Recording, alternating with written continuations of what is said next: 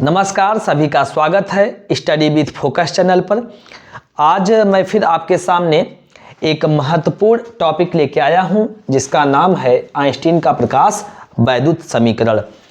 UP board की परीक्षा में ये अक्सर आता रहता है। चलिए आइए इसको समझते हैं कि ये क्या है।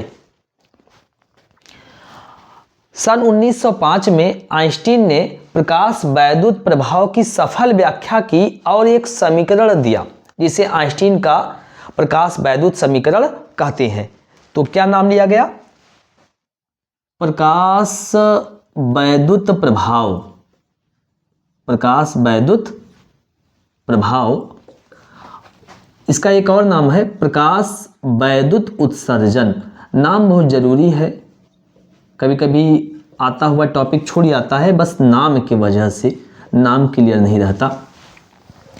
प्रकाश वैद्युत प्रभाव या प्रकाश वैद्युत उत्सर्जन, आइंस्टीन ने इसकी सफल व्याख्या की थी। अब ये क्या चीज है?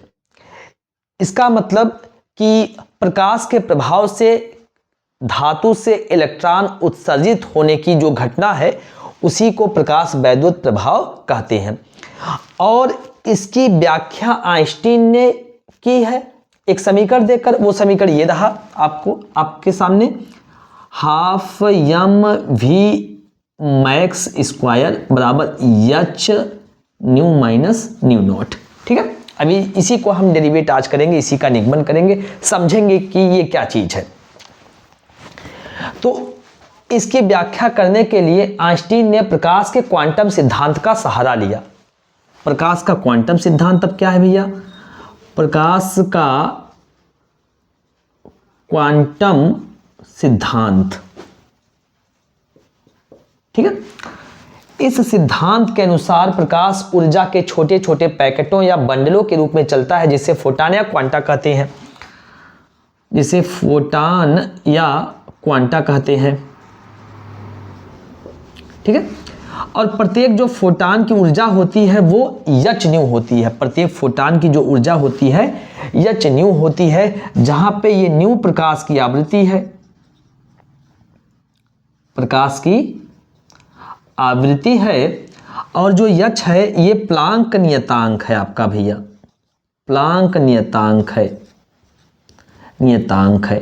इसका मान होता है 6.62 गुणे 10 घाते -34 जूल सेकेंड।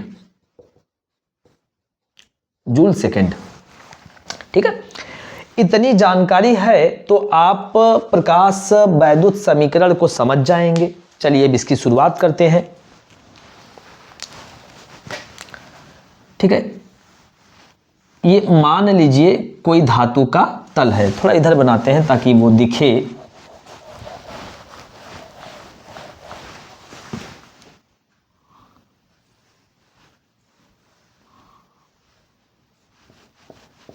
ये धातु का कोई तल है, धातु का तल।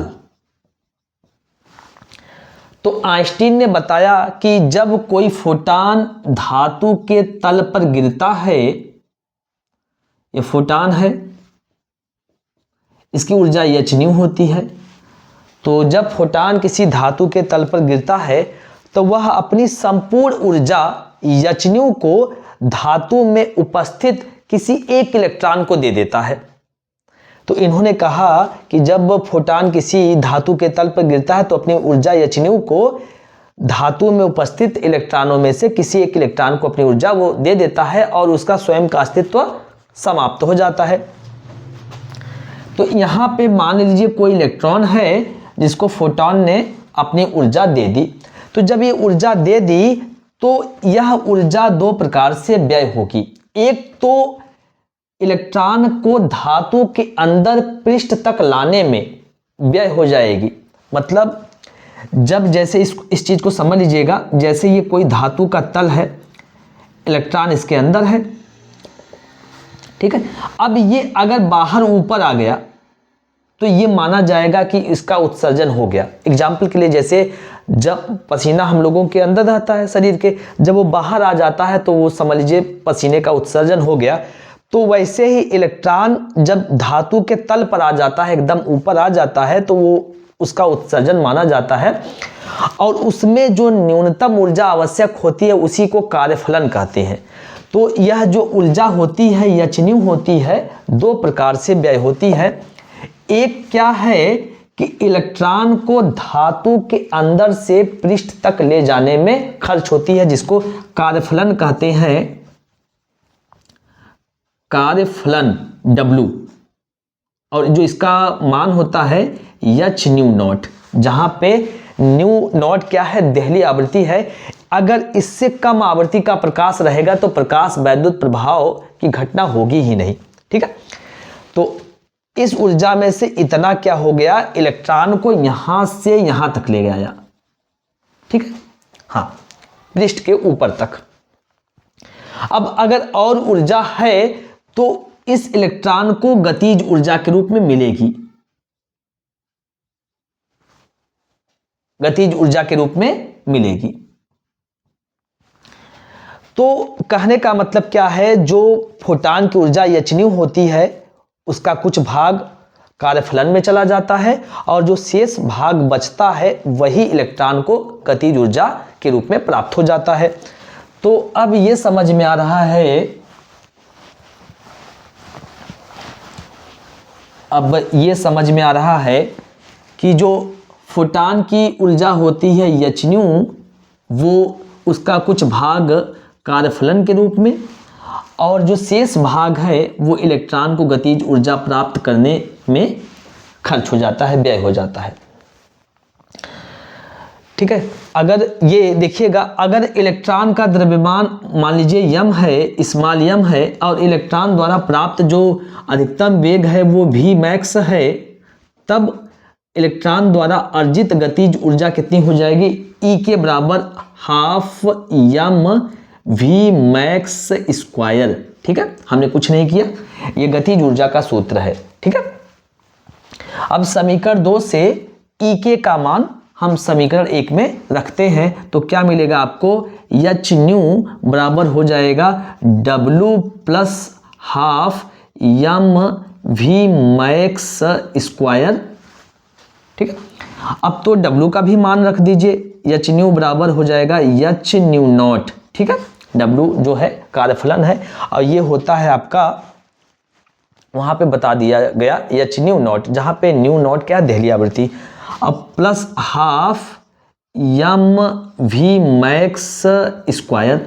ठीक है, तो इसको इधर लाइए तो हो जाएगा h nu minus h nu naught बराबर half m v max square.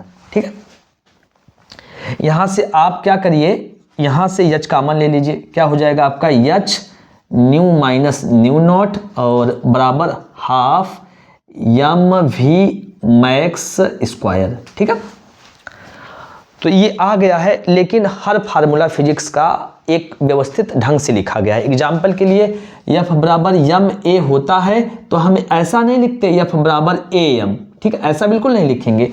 तो इसका जो सेटअप है वो इस प्रकार है, half m v max square. ठीक है, इसको इधर लिख दिया, इसको उधर लिखने जा रहे हैं, बराबर h nu minus nu naught. ठीक है, यही जो रिजल्ट है, यही जो समीकरण है, यही आइंस्टीन का प्रकाश वैद्युत समीकरण कहलाता है। ठीक है, देखिए कितना आसान है। तो ऐसे ही आप लोग पढ़ते रहिए, यूपी बोर्ड की परीक्षा में अच्छे नंबर लाइए, और मैं आपके लिए ऐसे महत्वपूर्ण टॉपिक लाता रहूँगा। ठीक है, सभी का बहुत बहुत धन्यवाद।